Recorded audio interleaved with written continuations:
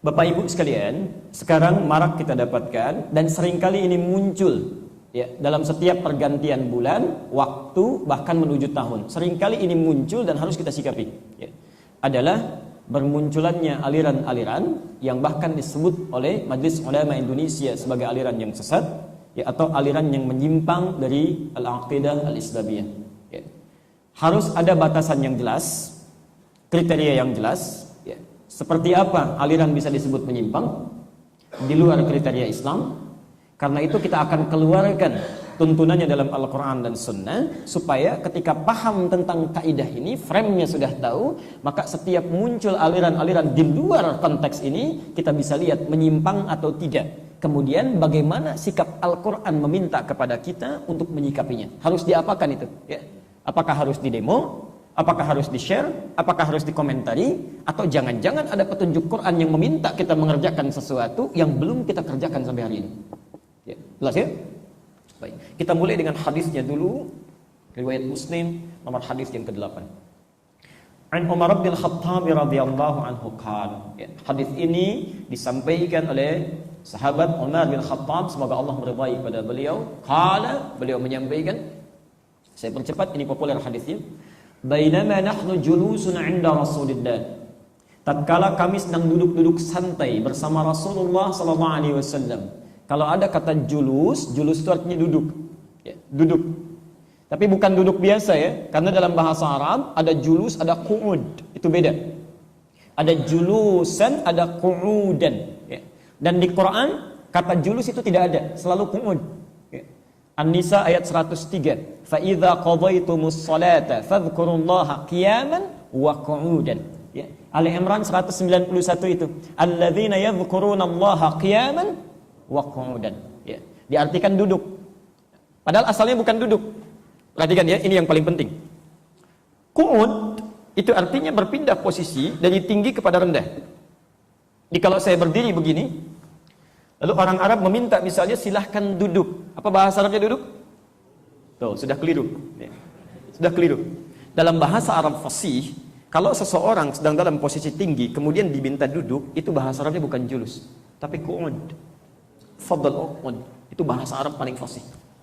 Maksudnya Anda sudah berdiri tinggi, pindah ke tempat yang lebih rendah, pindah posisi.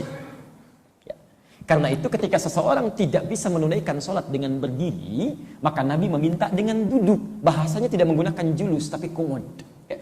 Al-Bukhari nomor hadis 1117. Kata Nabi, "Shalli qa'iman." Salatlah Anda dengan berdiri, fa in lam tastati fa qa'idan. Kalau tak mampu berdiri, silakan duduk. Menggunakan kata qu'ud, qa'idan. Baik, ini Nabi orang paling fasih bahasanya.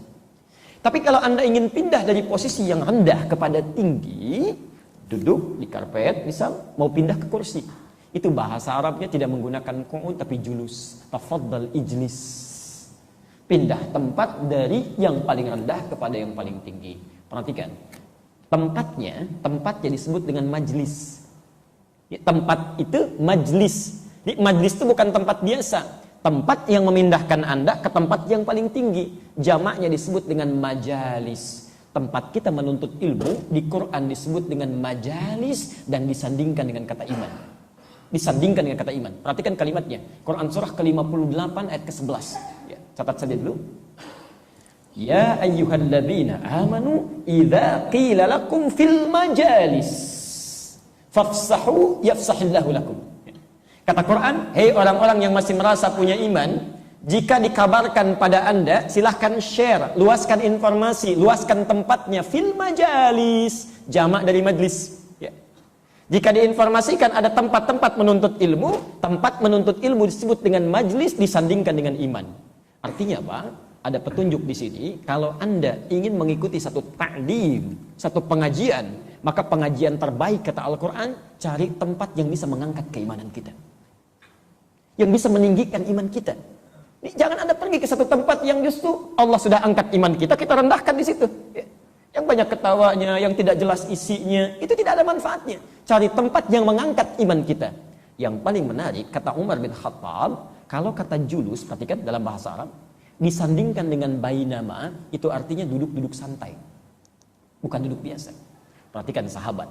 dalam keadaan santainya pun masih menggunakan kata julus. Artinya dalam santai pun mereka mencoba untuk duduk bersama orang yang bisa meningkatkan derajat keimanannya. Ini gambaran dari salafus saleh. Kalau Anda ingin bergaul, cari orang terbaik, ya, yang bicaranya baik. Mereka ngobrol santai aja, yang dicari Rasulullah. Ya. Kita kadang-kadang yang serius, yang dicari yang nggak benar. Ya, Anda bayangkan, ahli surga, sahabat Nabi, ringan hisabnya bersama Nabi. Mau ngobrol-ngobrol santai aja, cari orang baik. Ya. Ada orang belum jelas surganya, hisabnya menegangkan, amalannya berantakan. Kadang-kadang nyari yang serius saja, dicari yang tidak tepat. Ya. Maka ada sesuatu yang harus diperbaiki. Ittala alaina rajulun, tiba-tiba datang seorang lelaki, entah dari mana datangnya. Syadidu bayadhi thiyabi, pakaiannya putih bersih. Syadidu sawadis sa'ari, masyaallah, rambutnya tertata rapi. La yura alaihi atharus safari, tidak nampak dalam dirinya bekas capek, ya. Kalau ada istilah tidak nampak bekas capek, maksudnya orang ini fokus pada tujuan. Tidak mampir-mampir dulu, ya. Bapak mau taklim ke sini, mampir dulu warung kopi, mampir dulu warung mie, mampir dulu beli jus, kan? Begitu ke sini keringatnya udah lain, kan? Baik, perhatikan. Tiba-tiba wala ya'rifu minna ahadun, dan kami tidak kenal siapa orang ini. Fajalasa ila Nabi sallallahu alaihi wasallam. Tiba-tiba orang ini mengambil saf terdepan di hadapan Nabi. Anda bayangkan. Fa asnada rukbatahi ila rukbatahi. Setelah saf paling depan sampai lututnya bisa nempel dengan lutut Nabi. Wa wada'a kaffayhi ala fakhidhaihi. Tiba-tiba meletakkan telapak tangannya di pahanya. Faqala, langsung bertanya orang ini. Rupanya mau ikut taklim, langsung nanya. Ya Muhammad, akhbirni 'anil Islam. Muhammad, tolong jelaskan pada saya esensi Islam. Apa yang terpenting dalam Islam? Pelan-pelan. Kira-kira siapa orang ini? Ingat perjanjian kita. Ternyata malaikat Jibril yang tengah menyamar mengajarkan kepada kita bagaimana caranya mengikuti taklim. Ikuti pengajaran. Anda bayangkan, malaikat saja untuk menunjukkan saking pentingnya taklim, malaikat turun ikut taklim. Ada orang bukan malaikat gak mau taklim. Anda bayangkan itu. Nabi, Rasul, setiap Ramadan taklim dengan malaikat Jibril. Beliau setorkan hafalan Quran, Jibril menyimak. Rasul ikut taklim. Ada manusia, bukan malaikat, bukan Rasul, gak mau taklim. Masya Allah, ada sesuatu yang harus diperbaiki.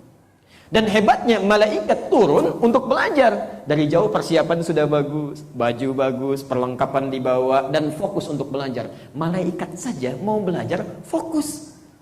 Ada bukan malaikat, mau belajar, gak fokus. Malaikat itu sudah soleh, gak belajar juga sudah jelas tidak akan dihisab. Kita ini bukan malaikat, pasti ditanya. Jadi harus lebih serius dibandingkan dengan Jibril. Insyaallah. Malaikat datang ngambil saf pertama. Nggak ada meja, nggak apa-apa. Saf pertama, lutut ketemu lutut. Ada, bukan di sini. Manusia, meja dikasih di depan, ditarik ke belakang. Ayo, supaya lebih jelas. Nah, tentram. Dan perhatikan, ini pentingnya yang kita bahas dan ini esensinya. Ketika sudah mulai bertanya, kalimat pertamanya, apa esensi Islam? Yang dimaksud esensi Islam, kalau berada di luar jawaban Nabi ini, berarti bukan Islam. Jelas ya? Kalau berada di luar jawaban Nabi ini, berarti bukan Islam. Inilah kalimat pertama yang harus kita garis bawahi. Jika Anda menemukan kalimat dasar ini berbeda dengan yang disampaikan Nabi, berarti bukan Islam. Mari kita lihat. Oh, saya pernah sampaikan ya, ada Islam, ada silmi, ada salam, itu lain. Itu lain. Kalau Islam agamanya, al-Islam itu agamanya. Kalau as-silmi itu tuntunannya, isinya. Kalau as-salam itu pemberiannya. Ya. Misal Islam ada di Quran surah 3 ayat 19. Inna ad-dina 'indallahil Islam, ya. Tidak ada agama yang benar yang Allah benarkan kecuali Islam. Untuk masuk Islam ada syaratnya. Ini nanti yang akan disampaikan oleh Nabi. Ya. Kalau orang sudah masuk Islam, mesti menunaikan segala tuntunan yang ada dalam Islam secara total. Ya. Tuntunannya disebut dengan silmi. Ada di Al-Baqarah ayat 208. Ya ayyuhalladzina amanu dukhulu fi, bukan fil Islam tapi fi silmi. Hei orang-orang yang sudah menyatakan beriman masuk Islam, maka silahkan praktekkan semua tuntunan Islam yang total. Maaf ya, maaf kata-kata saya kalau kurang berkenan. Jangan sampai sholatnya Islami sesuai sifat sholat Nabi, tapi lisannya nggak Islami. Jangan sampai puasanya seperti puasa Nabi, tapi perilakunya tidak Islami. Itu tidak tepat. Ya. Maka harus total. makannya Islami, minumnya Islami, jalannya sesuai tuntunan Islam, bahkan tidurnya sesuai tuntunan Islam, mau ke toilet sesuai tuntunan Islam. Lain langkahnya, masuk masjid, keluar masjid lain, masuk toilet, keluar toilet lain. Ya, jelas sampai sini? Nah, kalau Anda sudah bisa praktekkan seluruh ini, maka Allah akan berikan salam, ketentraman, kedamaian, kenyamanan hidup. Bukan cuma di akhirat, di dunia, di alam kubur, plus di akhirat. 3 alam. Itu ada di Quran surah 11 dari ayat 13 sampai 15 itu. Ya, pelan-pelan. Ya Muhammadu akhbirni 'anil Islam. Muhammad, tolong jelaskan pada saya apa esensi Islam itu. Yang penting dari Islam apanya? Ya. Maaf, kita sepakati dulu, kita sampai jam berapa? Habis adzan, habis taklimnya. Kita sambung salat. Selesai salat kita selesai. Oh, masih sambung lagi. Enggak, maksud saya mau petakan, kita selesai Isya jam berapa? Mau nyambung selesai Isya? Sampai jam berapa? Oh, sesuaikan aja ya. Maksud saya, ini ada 5 jawaban Nabi, ya. 1 jawaban bisa 1 jam. Jadi kalau 5 berarti 5 jam gitu kan. Kita bahas 1 aja dulu ya. 1 dulu, nanti setelah itu kita berhenti, setelah itu nyambung setelah Isya. Lihat sini. 1, ini kuncinya, ini yang paling penting. Di luar ini bukan Islam. Antashhadu alla ilaha illallah. 1.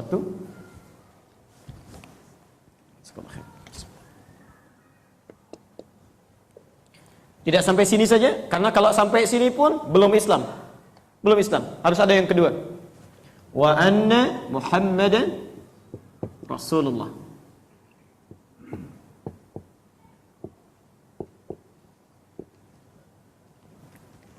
Dua kalimat ini, hati-hati, pelan-pelan. Awas, ini kunci yang pertama. Jadi bisa dipastikan kalau nggak ada yang pertama ini, 1 ya, dari 2 atau bahkan keduanya, berarti dia bukan Islam. Agamanya bukan Islam dan orangnya bukan Muslim. Baik. 1. Saya sebutkan dulu secara umum, nanti ba'da Isya kita bahas lebih rinci sesuai dengan dalil Qur'annya. 1. Antashhada. Jika engkau ingin masuk ke dalam Islam, esensi Islam itu terletak pada engkau mesti bersyahadat. Ya.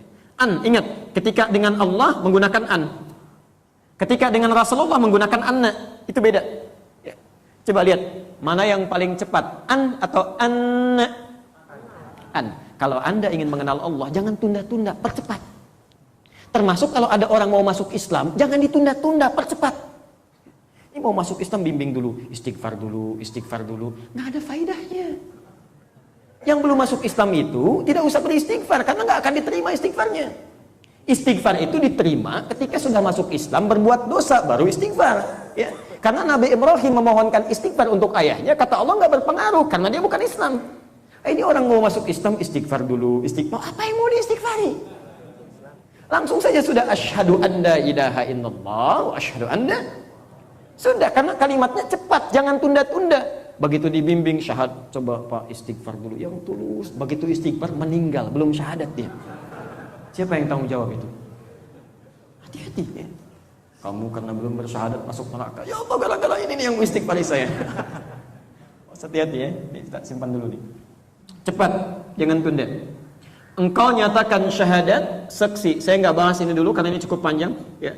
Beda antara mengucapkan dengan menyaksikan.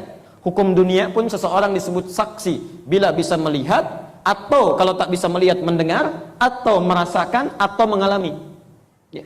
Jadi kalau Anda ingin bersaksi mengatakan Tuhan itu Allah, ya, bukan tidak cukup hanya sekedar mengucapkan kalimat. Anda mesti kenal Allah. Kalau nggak bisa lihat, minimal rasakan. Kalau nggak bisa merasakan, minimal dengarkan apa yang datang dari Allah. Ya. Pelan-pelan. Bahwa tidak ada Tuhan yang akan dia sembah selama hidupnya kecuali Allah. Saya bahas ini dulu saja, yang ini kita simpan dulu. Perhatikan sini. Jadi yang pertama, seseorang disebut Islam kalau Tuhannya siapa? Allah. Saya naikkan ke atas, Allah. Rumus cepatnya, yang Tuhannya bukan Allah, maka dia bukan Islam. Jelas? Ini gampang. Kalau Tuhannya bukan Allah, dia bukan Islam. Selesai ya? Jelas pembahasannya? Jelas, tapi belum selesai. Karena nanti ada aliran-aliran kepercayaan tertentu atau yang mengklaim agama tertentu, Tuhannya nggak jelas. Bahkan menyebut Allah juga. Ada satu kepercayaan yang disebut dengan agama, itu Tuhannya paling tidak jelas di dunia. Pergi ke Inggris jadi God. Ya. Ke Bali jadi Sang Hyang Widi. Ya. Pergi ke tempat lain jadi berubah lagi. Ya. Pergi ke Indonesia jadi berubah lagi. Ya. Bahkan ada yang menyesuaikan namanya Allah juga. Ya. Walaupun dipelesetkan dalam mengucapkannya. Tapi kalau ditulis secara Latin dibentuk sama itu. Dibentuk sama. Nah, karena itu nanti kita akan lihat Allah memperkenalkan dirinya sehingga bisa dibedakan dengan nama-nama yang disematkan kepadanya. Kita akan lihat, untuk Anda menetapkan Allah itu nggak bisa sembarangan. Maka turun ayat Quran surah ke-47 ayat 19. Fa'lam annahu la ilaha. Perhatikan, syahadat kita la ilaha. Nah, untuk menetapkan la ilaha illallah ini nggak bisa diucapkan saja. Kata Quran, fa'lam, Anda mesti punya ilmu. Anda mesti punya pengetahuan. Ya. Annahu, untuk meyakinkan pada diri kita dan menetapkan la ilaha illallah. Jadi kalau keyakinan kita ingin kuat tentang Allah, mesti tahu siapa Allah. Sehingga ketika dipersoalkan kita bisa jawab, bisa berargumentasi, bisa menerangkan dengan jelas. Jangan, ya Tuhannya Allah, dikasih sarimi, ya bukan. Bisa berubah. Ya. Harus mantap keyakinan kita, tidak mungkin sesuatu mantap diyakini kecuali dengan ilmu. Nah, ilmu inilah nanti akan diterangkan oleh Quran, ilmu tentang ketuhanan disebut dengan uluhiyah. Kita akan lihat bagaimana Al-Quran memperkenalkan kepada kita Allah, sehingga kalau ada kalimat-kalimat Tuhan-Tuhan yang dimiripkan dengan ini, kita bisa tolak. Ini bukan Tuhan saya. Jelas sampai sini? Kita bahas nanti setelah Isya, pelan-pelan. Yang kedua, alhamdulillah. Terakhir, saya cepat dulu. Wa anna Muhammadar Rasul, yang menerangkan kepada kita tentang Allah dan segala yang dibawanya ini, mesti ada seorang Rasul yang khusus. Namanya siapa? Muhammad. Kalau ada orang yang mengaku Rasul, tapi bukan Muhammad, berarti dia bukan Islam. Walaupun Tuhannya Allah, Rasulnya bukan Muhammad, dia bukan Islam. Kita bahas rinciannya setelah Isya, dan semoga Allah memberikan kemudahan kepada kita semua. Subhanallah bihamdika asyhadu an la ilaha illa anta astaghfiruka wa atubu ilaik. Assalamualaikum warahmatullahi wabarakatuh. Assalamualaikum warahmatullahi wabarakatuh. Alhamdulillah, wassalatu wassalamu ala Rasulillah wa ba'du. Saudara-saudariku, kita lanjutkan kembali bahasan kita. Sebelumnya kita bermohon pada Allah Subhanahu wa taala, semoga Allah berkenan menerima salat Isya yang telah kita tunaikan sebagai ibadah yang diikhlaskan kepadanya. Baik, tadi kita sudah sampai pada bahasan ukuran tentang real Islam atau esensi Islam yang disampaikan oleh Rasulullah SAW, terdapat dalam hadis riwayat Muslim nomor hadis yang ke-8, atau bisa ditemukan di Al-Arba'in An-Nawawiyah nomor hadis yang kedua. Kata Nabi, inti yang paling penting dari Islam itu, yang bila seseorang tidak memilikinya, maka dia di luar Islam. Ini frame-nya, ya, ini frame-nya. Kalau di luar frame berarti bukan Islam. Satu, antashhada, dia cepat bersaksi ada ilaha illallah, untuk menetapkan, menentukan tiada Tuhan yang disembah dalam hidupnya kecuali Allah. Ya, pelan-pelan.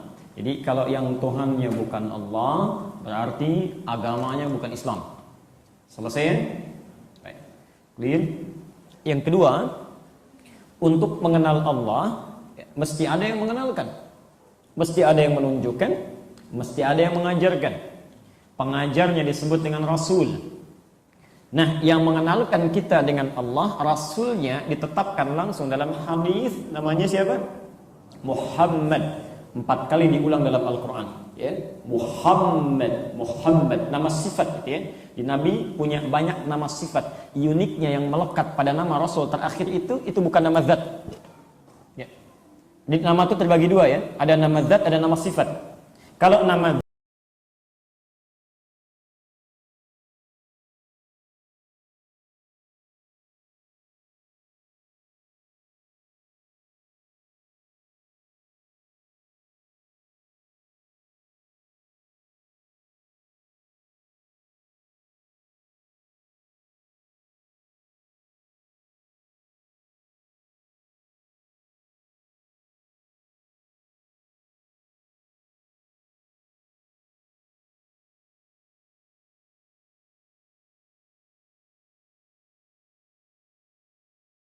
yang rasulnya bukan Muhammad atau tidak memiliki ciri-ciri yang melekat pada Muhammad. Cirinya ada Ahmad, terulang sekali dalam Al-Quran, ada Al-Mahi, ada macam-macam, nggak punya ciri ini, dia bukan Islam. Jelas sampai sini?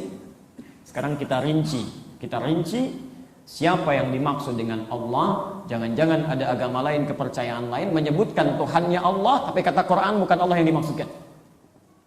Ilmu untuk membahas ini sebetulnya ada dalam ilmu tauhid. Dalam 3 aspek pembahasan utamanya, maka bagian pertama itu yang terpenting, yang mengenalkan aspek ketuhanan Allah. Dalam bahasa Arab, aspek ketuhanan disebut dengan uluhiyah. Oke. Sebentar. Lihat sini. Dulu awal-awal masa Islam, kalau ayat turun terus kalimatnya selalu menggunakan Rabb. Ya. Misal, Qul a'udzu birabbin nas. Misal sebelumnya, Qul a'udzu birabbil falaq. Selalu Rabb. Alastu birabbikum. Orang-orang di sekitar nanya, Muhammad, siapa sih Tuhanmu yang sesungguhnya? Cuman Rabb saja. Ya, karena yang lain juga nyebut Rabb. Maka turunlah kemudian surah yang langsung menjelaskan entitas real dari ketuhanan yang sesungguhnya, dari sisi namanya dan dari sisi sifat-sifat keagungan Tuhannya. Maka turun surah Al-Ikhlas itu. Qul huwa, katakan Muhammad, huwa yang disebut Rabb itu adalah Allah. Ini tulisannya. Bukan cuma Allah, tapi nama ini memiliki satu sifat yang melekat kepadanya yang tidak bisa disaingi oleh nama-nama yang lainnya. Jadi kalaupun ada yang mengatakan Tuhan dia disebut Allah juga, Allah yang ini punya sifat yang tidak melekat pada Tuhan-Tuhan lain. Ahad. Qul huwallahu ahad. Baik. Sebentar. Boleh saya hapus sebentar ini? Saya hapus dulu. Sebentar. Sekarang perhatikan. Ini ahad ini luar biasa, ini kalimat sangat luar biasa. Ada wahid, ada ahad, itu berbeda. Kalau wahid itu satu dan memungkinkan ada 2. Jadi kalau disebutkan wahid itu satu, yang pertama. Ada yang kedua, wahid itsnain. Ada yang ketiga, tsalatsa. Ya. Jadi kalau satu berpotensi ada 2, maka bahasa Arabnya disebut dengan wahid. Ya. Tapi kalau misalnya, awas, disebutkan satu-satunya tidak akan pernah ada 2, itu kalimatnya berubah dari wahid menjadi. Karena itu kalimat di Quran kalau menyebutkan kata wahid yang dimaksudkan Allah itu selalu ditambah dengan ilah sebelumnya. Wa ilahukum ilahu wahid. Gak bisa berdiri sendiri. Di ilah gak bisa berdiri sendiri, wahid tidak bisa berdiri sendiri. Ya. Tapi kalau kita ingin menyebutkan dengan satu kata saja, satu-satunya tidak ada 2, maka kalimatnya menjadi ahad. Ya. Kalau ditambah alif lam di depannya menjadi waktu. Waktu yang pertama itu maksudnya. Ya. Di ada hari yang pertama namanya hari apa? Al, pakai al-ahad. Ya, itu dari bahasa Arab ya, al-ahad. Coba diserap ke dalam bahasa Indonesia, disingkat jadi ahad. Ya, alnya hilang. Ya. Indonesia kan suka nyingkat-nyingkat ya. Nah, itu. Tapi tidak semua yang disingkat itu bisa disingkat, jadi masalah nanti. Ya.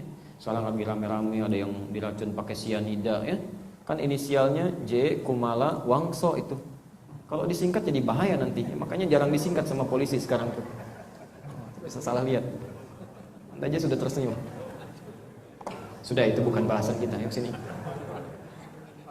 Lihat.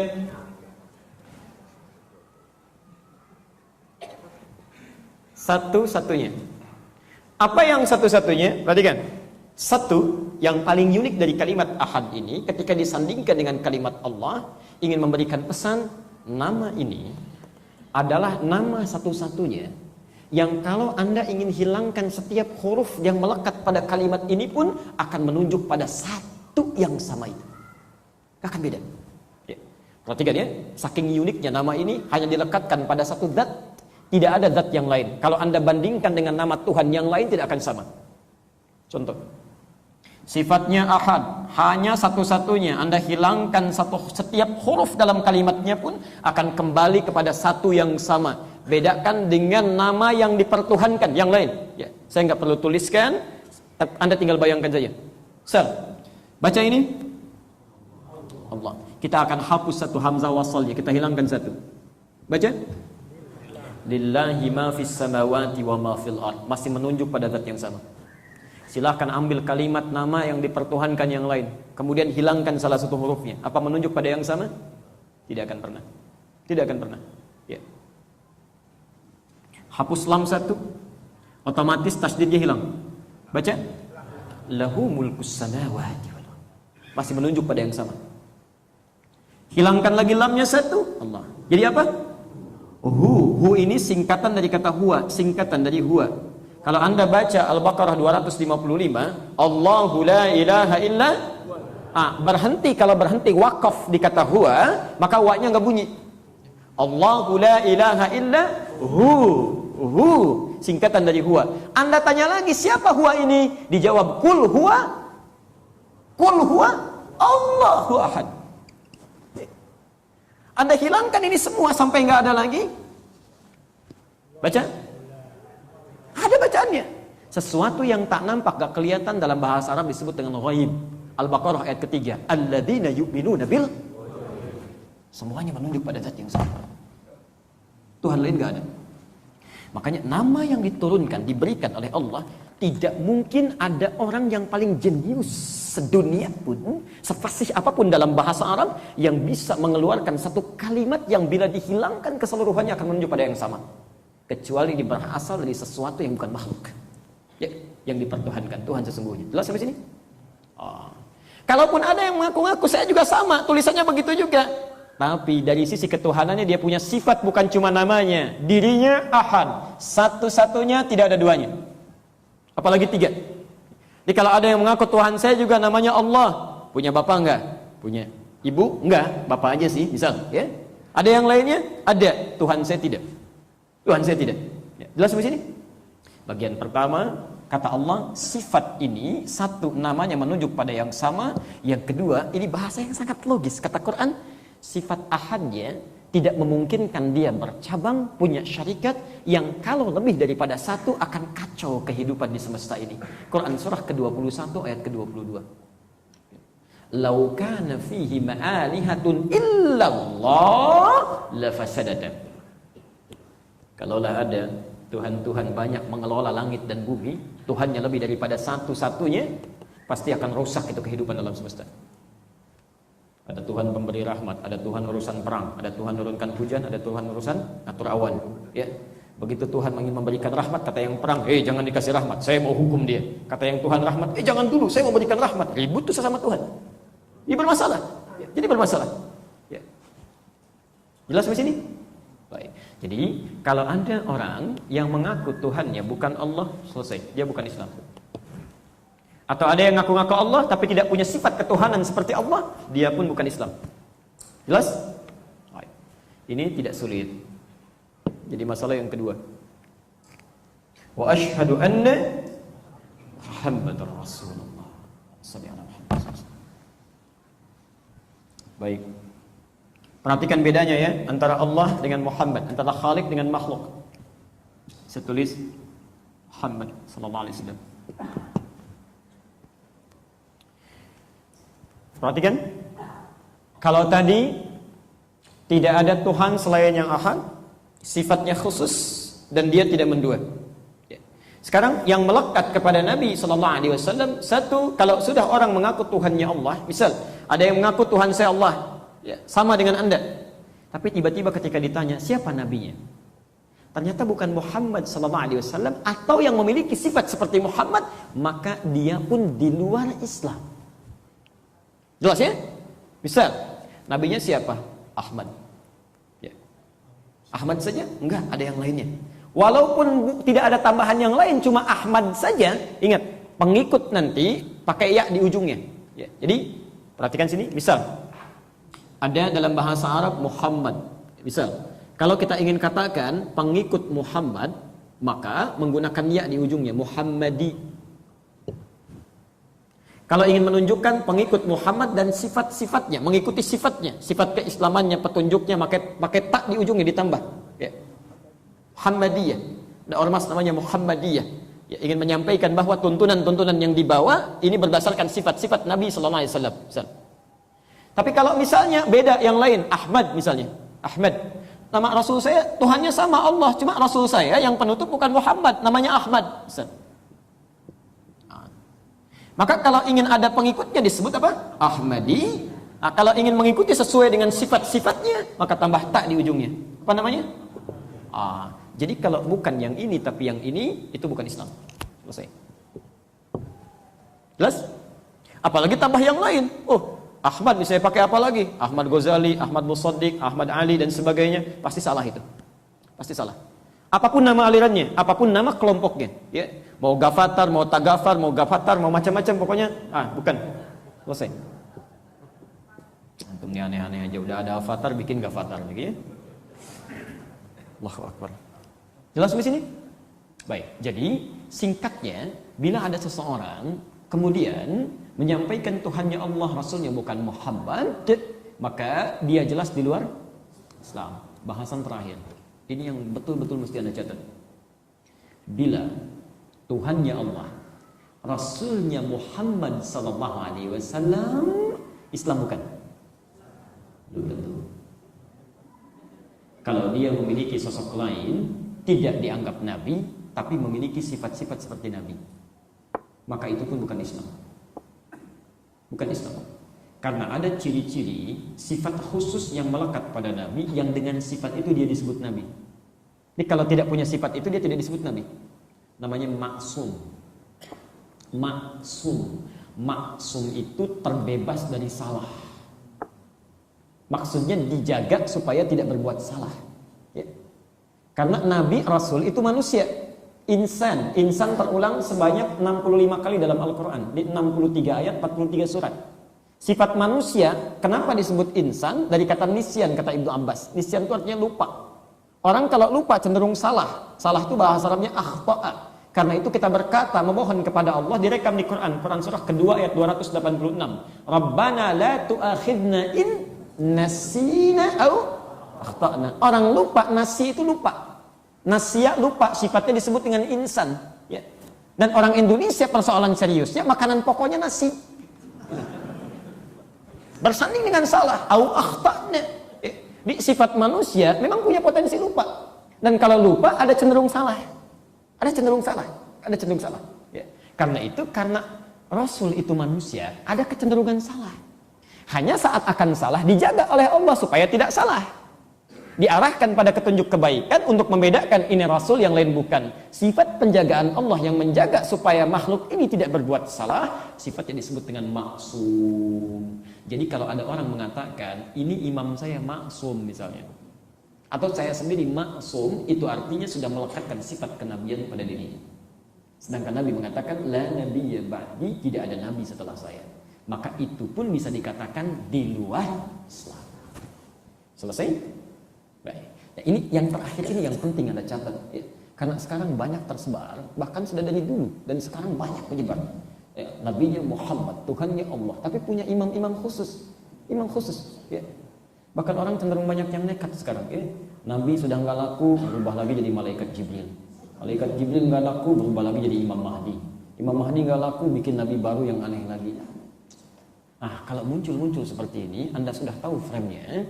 Sudah ketahuan seperti ini. Kalau muncul aliran-aliran seperti ini yang tidak jelas, atau pernyataan-pernyataan yang mengeluarkan dari konteks ini, misal Tuhan kita itu sama, semuanya Allah, ya. Jadi agama itu semua sama karena menuju Tuhan yang sama, cuma caranya beda-beda. Cara beda-beda sudah menunjukkan ada Rasul yang mengajarkan yang beda. Berarti itu pun di luar Islam. Jadi kalau ada pernyataan dari yang mengaku muslim, terlepas siapapun gelarnya, mau profesor, mau doktor, mau siapapun, dia mengatakan semua agama sama, Tuhannya sama, cuma caranya beda, hati-hati, itu kalimat yang halus yang mengeluarkan Anda dari keislaman. Saya tegas menyampaikan, tidak boleh di sini banyak kalimat bersayap, tegas. Itu yang sangat berbahaya, mengeluarkan Anda dari keislaman. Hati-hati. Karena itu, bila ditemukan yang seperti ini, apa kalimatnya? Yuk kita lihat. Pertama, kewaspadaan dulu. Quran surah kedua Al-Baqarah ayat 204. Tadi sudah ditulis. Yang belum sempat nulis karena nggak ada bukunya, tadi sudah saya mintakan berapa orang, tapi karena belum ada datanya. Anda yang belum dapat buku, keluar dari masjid ini belum dapat, tunggu sebentar. Ya, Pak Deddy mohon izin ya. Di mobil nanti bisa dibagikan. Ya. Nanti silahkan tunggu, nanti kami akan berikan. Tidak boleh ada yang keluar dari sini kecuali dapat buku. Kecuali dapat buku yang belum dapat. Yang belum dapat. Ya. Kalau Anda mau ngambil 2, silahkan bawa pulang. Tapi saya doakan semoga langsung pulang ke rahmatullah itu. Cukup 2 buku itulah, cukup menjadi bekal ya. Baik. Lihat. Wa minan nasi may yu'jibuka qawluhu fil hayatid dunya wa yushhidullaha ala ma fi qalbihi wa huwa aladdul khisam. Quran surah 2 Al-Baqarah ayat 204. Wa minan nasi, dan di antara sementara manusia. Kalau ada kata min itu menunjukkan sebagian bukan semuanya. Kata Quran, di antara orang-orang yang Anda temukan dalam kehidupan, ada di antara mereka man yu'jibuka. Ya. Ada orang yang membuat kita takjub. Insyaallah, kagum kita, kagum. Ya. Tentang apa kagumnya? Qauluhu fil hayatid dunya. Kalimat-kalimatnya dalam urusan dunia itu membuat kita kagum. Di kata-katanya itu begitu menarik, retorikanya begitu cantik, terpikat kita dengan itu. Kayaknya benar ini. Ya, benar. Insyaallah. Hati-hati. Dan yang paling menarik, kadang-kadang dia menyebutkan nama Allah di dalamnya. Wa yushhidullaha. Dia membawa-bawa agama. Membawa agama, mengaitkan dengan konteks kehidupan. Macam-macam tuh. Ya. Ada dalam sekat bingkai toleransi. Ada macam-macam dibawa ke situ. Ya. Mulai berubah. Ya. Insyaallah, sekarang kalimat Allah itu bisa digunakan dimanapun karena itu universal. Azan bagian dari kalimat Allah. Orang punya acara, azan di situ. Sudah jelas acara kemusyrikan, azan juga. Ya. Dia punya Nabi, diajarkan salawat oleh Nabi, digunakan di tempat yang paling dibenci oleh Nabi. Dengan cara-cara yang tidak disukai oleh Nabi. Bagaimana itu bisa terjadi? Dan itu mengagumkan kalimatnya. Wa huwa aladdul khisam. Perhatikan. Yang seperti ini, itu musuh yang paling nyata. Ya. Kata alad itu bentuk superlatif. Ismun tafdil. Tafdil itu lebih artinya. Kabir, besar. Akbar, sangat besar. Azim, agung, a'zam, lebih agung. Ya. Alad, ya. Ladun, alad, lebih, sangat berbahaya. Ladun, berbahaya. Alad, sangat berbahaya.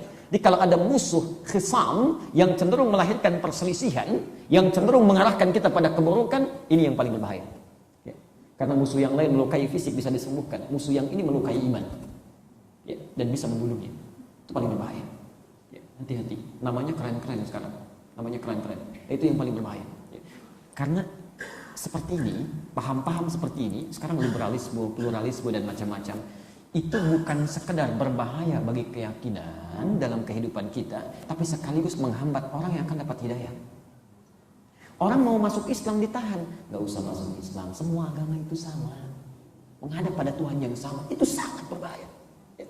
Orang punya kelainan mau tobat dihambat, dimunculkan istilah-istilah yang sangat menarik. Ada orang punya penyakit misalnya, homo atau lesbi, itu kan penyakit. Dia mau taubat, ini anugerah bagian dari fitrah kehidupan. Dibikin gerakan, namanya LGBT, macam-macam dan sebagainya. Itu penyakit luar biasa. Fitrah kehidupan itu berpasangan, jangankan manusia, hewan juga berpasangan. Hewan punya akal tidak? Tidak. Punya otak? Jangan salah, hewan punya otak. Akal bukan otak. Ingat, hewan punya otak, manusia punya otak. Yang membedakan hewan nggak punya akal. Ya. Udang punya otak, walaupun manusia nggak mau disebut otak udang. Ya. Sapi punya otak, tapi nggak punya akal. Nggak punya akal. Oh, kalau punya akal bahaya. Bagaimana Anda bisa nyembelih sapi itu? Ya, bisa lari sana lari sini kan, macam-macam. Ya. Dia tidak punya akal. Bayangkan, yang tidak punya akal saja, tapi instingnya itu mengarahkan pada kebaikan. Coba lihat, nanti Pak Mihrab bisa dicek ya. Begitu muncul Idul Adha, ikat itu sampai di depan. Kambing di depan, yang jantan betinanya sampingnya. Kalau sudah tiba waktu sholat pun, di samping masjid ada panggilan adzan, ada hasratnya, karena nggak punya akal, sapi jantan akan mencari-cari yang mana? Pasti yang betina. Nggak ada sapi jantan lirik-lirikan sama yang jantan. Demi Allah saya katakan, sampai dengan malam ini, saya belum pernah dengar istilah, ada sapi homo, kambing lesbi, itu nggak ada. Dan Anda bisa tertawa. Kenapa tidak kita tertawakan manusia homo dan lesbi? Ya. Dan mereka punya akal. Yang tidak punya akal saja ngerti pasangannya di mana. Kok yang punya akal bisa begitu? Makanya Quran menyebutnya penyakit yang sangat berbahaya. Itu sakit. Ada sebabnya harus disembuhkan. Tiba-tiba datang aliran seperti ini mengatakan Tuhan kita itu maha rahmat. Anda fitrahnya sudah begitu. Ya. Dan Allah maha pengampun. Mengampuni bagi dia, bagi Anda tidak. Hati-hati. Ini sangat berbahaya paham seperti ini. Jelas di sini? Nah, karena itu, bila ada orang dengan kalimat yang indah, yang bagus, bahkan berbahayanya, kalau sudah tingkatan fatal, diingatkan misalnya. Pak, itu tidak benar, itu tidak baik. Tiba-tiba, siapa kamu? Saya ini profesor. Memang profesor, tapi bukan di bidang Islam. Wa idza qila lahu ittaqillaha akhadhatul izzah. Jika diingatkan bertakwalah kepada Allah, itu tidak tepat. Akhadhatul izzah, tiba-tiba ngangkat tuh. Insyaallah. Ya. Dan anehnya diundang juga itu, diundang ceramah, diundang macam-macam, itu yang salah. Makanya kalau Anda menemukan yang seperti itu, sederhana rumus Qur'annya, sederhana. Ya. Gak usah pada di demo, gak usah macam-macam ribut. Rumusnya langsung di An-Nisa ayat 140.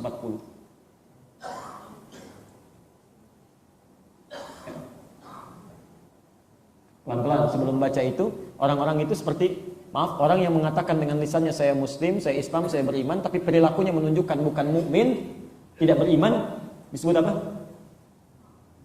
Orang yang di hatinya, di lisannya mengatakan saya beriman, saya juga muslim, KTP saya Islam, agama saya Islam, tapi perilakunya justru mengarahkan orang seperti keluar dari Islam, ya, bukan Islami. Apa namanya? Tahu dari mana? Tadi Anda tulis Quran surah keempat ayat 142 itu. Innal munafiqina yukhadi'una Allah wa huwa khadi'uhum. Orang-orang munafik itu berusaha mengelabui Allah, disebut penipu itu, mencoba menipu Allah. Ya. Allah katakan saya Tuhan yang esa. Ya, Muhammad utusan Allah, agama cuma Islam. Dia tipu tuh. Dia mencoba mengelabui Allah padahal dia menipu dirinya sendiri. Dia nggak sadar. Biasanya orang seperti ini pandai bicara tapi ibadahnya kosong. Cek aja tuh waktu sholat nggak dia tuh? Cek aja. Ya. Jangan-jangan saking hafal yang bacaan sholat jadi nggak sholat. Ya. Coba yang terakhir itu kan sampai bawa-bawa nama Nabi itu kan sudah tidak mewajibkan sholat. Dan rumusan dunianya pintar sekali. Pertama melatih kejujuran. Yang baru yang Gafatar itu kan itu. Ya. Jadi dulu 2011 ditangkap AM itu kan karena mengaku Nabi dihukum 4 tahun. Saya pernah kisahkan di sini kan. Ya. Ditanya kenapa Anda mengaku Nabi? Saya ke Bogor Pak, dapat wahyu. Orang ke Bogor dapat talas, saya dapat wahyu kan. Tangkap. Keluar dari situ ternyata nggak tobat. Tapi yang paling aneh begini, orang keluar dari situ baru hitungan beberapa masa sudah punya 34 DPD. Dan ada aja yang ngikuti itu. Yang ngikutin yang bermasalah nih, kok bisa kita ada yang ngikutin? Nah, sekarang mengaku jadi nabi khusus dan punya ajaran yang baru. Jadi pertama melatih kejujuran dulu, nggak boleh bohong. Jadi kalau sudah terpikat, sholat tidak wajib, puasa tidak wajib, haji tidak wajib. Yang wajib cuma satu, qiyamul lail. Ya, dan kalau nggak bisa qiyamul lail, nah itu memadukan antara, sebagian yang dia pahami dengan Islam dan sebagian dari tuntunan di agama lain. Di Kristen dia ambil Advent hari ke-7. Ya. Kan kalau menebus dosa harus bayar ya. Nah, itu diambil dari situ. Jadi kalau tidak qiyamul lail mesti bayar kepada imam. Siapa imamnya? Nabi. Siapa nabinya? AM itu. Pintar tuh nyari uangnya karena nggak semua orang bisa bangun malam. Dia rumusin dulu mana yang kira-kira orang nggak bisa itu. Ya. Oh jelas qiyamul lail karena nggak semua orang bisa bangun malam. Kaya orang itu. Ya. Hati-hati itu. Itu yang jadi bermasalah. Yang bermasalah. Ya. Karena itu aturannya kalau Anda menemukan orang-orang seperti ini dan sudah jelas kalau tidak tobat itu sudah jelas. Itu nggak usah ditanya lah mau orangnya kemana. Perhatikan kalimatnya, Quran surah sebelumnya, cirinya orang-orang seperti ini pasti ibadahnya kurang. Pasti ibadahnya kurang. Yang mempersoalkan masalah-masalah manusia dalam beribadah, pasti jarang ibadah itu. Cek aja silakan yang banyak komen. Baca Quran enggak? Jangan-jangan baca Quran saja sudah belepotan. Ya, hati-hati, bisa kelihatan kok gampang. Ya, sederhana. Karena itu kata Quran, wa idza qamu ilas salati qamu salat. Pintar kalau menyampaikan sesuatu pemaparannya. Begitu waktu sholat, dia sendiri menundanya. Dia sendiri mengabaikannya. Itu ciri pertama kali yang berbahaya. Kalau Anda menemukan orang seperti ini, maka hukumnya An-Nisa ayat 140. Dan di sini kita berakhir kajian kita. Maafkan saya kalau malam ini saya mesti tegas. Ya, karena ini tidak ada toleransi di sini. Zero tolerance. Harus tegas kalimatnya. Perhatikan kalimatnya. Wa qad nazzala 'alaikum fil kitabi an idza sami'tum ayatin Allahi yukfaru biha wa yustahza'u biha fala taq'udu ma'ahum hatta yakhudhu fi haditsin ghairi innakum idzan mithluhum innallaha jami'ul munafiqina wal kafirina fi jahannam jami'an. Perhatikan kalimatnya ya, dan langsung amalkan. Wa qad nazzala 'alaikum, dan telah ditetapkan bagi kalian. Kalau ada pakai qad harus yakin, tidak boleh meragukannya. Dan telah ditetapkan, diturunkan, dipastikan bagi kita satu hukum ya, fil kitabi, tertuang dalam Al-Qur'an. Ya, tertuang. Apa ketentuannya? Ya, kita akhiri an idza sami'tum ayatillahi yukfaru biha wa yustahza'u biha.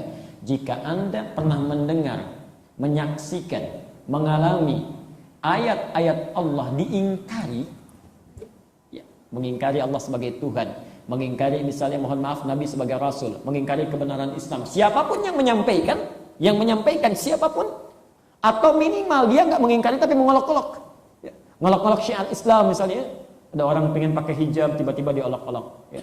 Ada orang ingin menerapkan sunnah tiba-tiba diolok-olok, misalnya apapun jenisnya, maka bila mendengar pernyataan seperti itu, fala taqudu ma'ahum, jangan bergabung dengan mereka, jangan duduk dengarkan ceramahnya, jangan baca bukunya, jangan duduk di seminarnya, ya, jangan simak acara televisinya, biarin aja, acuhkan, ya, diamkan, hatta yahudu fi haditsin ghairi, sampai dia sadar ternyata nggak ada peminatnya, ujung-ujungnya dia pindah tobat.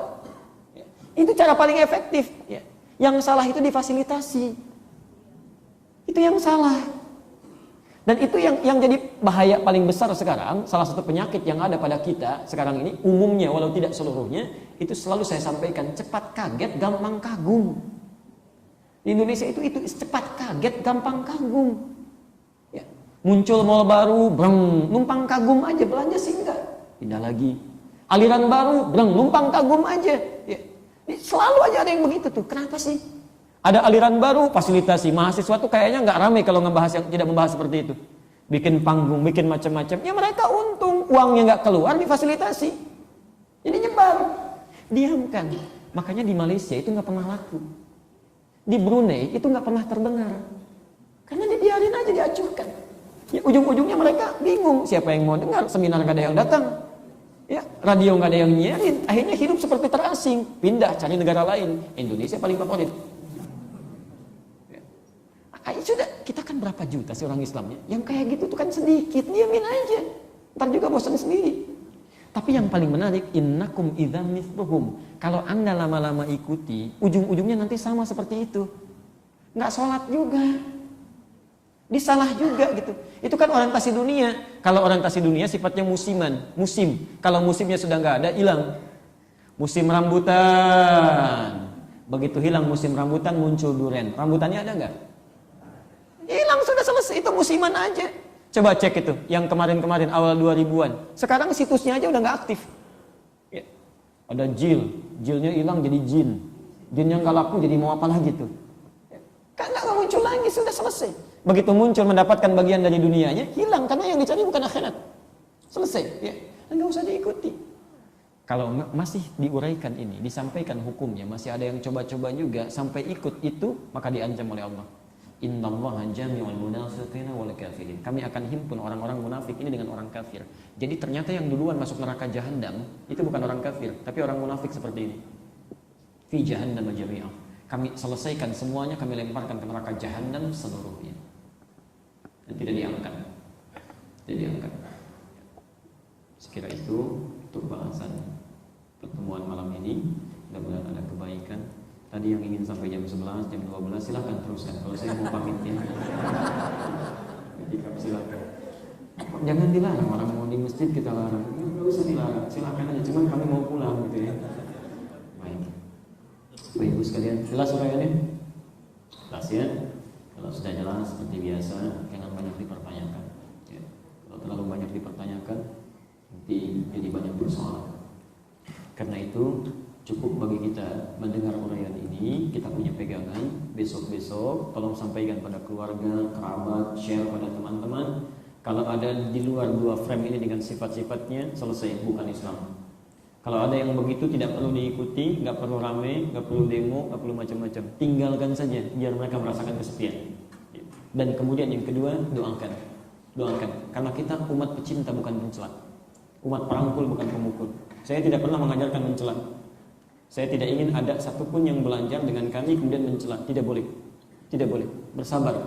Bahkan saat dicela pun jangan balas. Ya, ingat betul pesan saya. Tidak ada manusia satupun yang bebas dari celah. Tidak ada. Karena Allah pun dicela. Perhatikan, Allah dipermainkan oleh orang kafir. Nabi dicela, Nabi disebut penyair, Nabi disebut penyihir. Anda bisa bayangkan Allah dicela, Nabi dicela. Kita bukan Allah, bukan Nabi, gak mau dicela, itu mustahil. Mustahil. Ingat betul ya, kalau Anda orang baik, Anda akan dicela oleh orang buruk. Kalau Anda orang buruk, Anda akan dicela oleh orang baik. Di saat orang baik mencela, berarti ada sesuatu yang buruk dalam diri kita. Kalau ada orang yang buruk dicela oleh orang baik, ada yang buruk di situ. Sebaliknya kalau orang buruk mencela kita, ada kebaikan yang dia iri di dalamnya, dia nggak dapat. Sikapi aja dengan sabar. Ya. Anda lewat ke sini ada orang mabuk misalnya. Dalam hati Anda mencela, dibilang mau sholat, mabuk lagi kan? Dia pun sama, terlalu soleh kamu. Begitu aja sih. Ya, hidup tuh begitu. Ya, terima sabar. Ya, terima sabar. Insya Allah ada kebaikan di situ. Ya. Jadi jangan mencela, jangan menyakiti, doakan supaya setiap orang-orang belum punya kesempatan menjadi baik. Dengan doa kita insya Allah Allah lembutkan hatinya. Karena Umar pernah keras didoakan oleh Nabi, hatinya lembut, justru tampil menjadi pembela Islam yang luar biasa. Ya. Saya mohon, kalau boleh saya memohon, termasuk tetangga Anda, kerabat-kerabat yang belum sempat ke masjid, yang belum tergerak untuk belajar, minta kepada Allah. Bangun malam, tidak perlu dia tahu. Usah pasang status, sudah saya doakan ternyata belum tobat juga. Usah banyak pasang yang kayak gitu ya. Baik, kita cukupkan dulu ya. Terima kasih untuk pertemuan hari ini. Kita berjumpa dalam kesempatan lagi. Dan besok kami insya Allah akan hadir di Al-Azhar. Dan insya Allah kita bagikan resum atau bagian dari materi pelajaran yang kita bahas. Dan termasuk di Al-Ihsan nanti malam Jumat saya akan datang untuk menepati janji saya. Termasuk membagikan buku yang baru kami tulis juga tentang ilmu hadis, ya, tentang ilmu hadis. Dan itu mungkin kali terakhir saya akan membagikan buku. Jadi silakan kalau mau hadir di sana, nanti kita akan mulaikan dan menjadi penutup kajian ilmu hadis ini. Alhamdulillah. Terima kasih untuk pertemuan hari ini. Kita akhiri dengan doa kifaratul majlis. Subhanallah wa bihamdika asyhadu an la ilaha illa anta astaghfiruka wa atubu ilaik. Wa akhiru da'wana alhamdulillahirabbil alamin. Allahu minkum. Dan sebelum kami tutup dengan salam, yang belum pegang buku, tolong tunggu sebentar. Insyaallah nanti ada buku yang disusulkan. Ya. Assalamualaikum warahmatullahi wabarakatuh.